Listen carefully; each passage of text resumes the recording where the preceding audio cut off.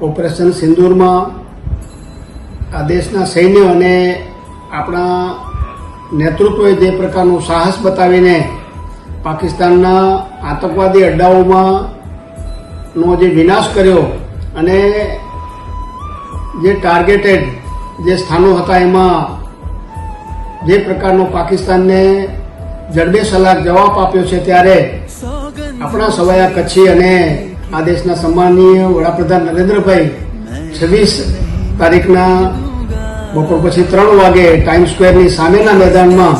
આપ સૌને મળવા માટે જ્યારે કચ્છ પધારી રહ્યા છે, ત્યારે એમનો એક રોડ શોનું પણ આયોજન થયું છે અને એ રોડ શોમાં આપણે પોતાના પરંપરાગત પહેરવેશમાં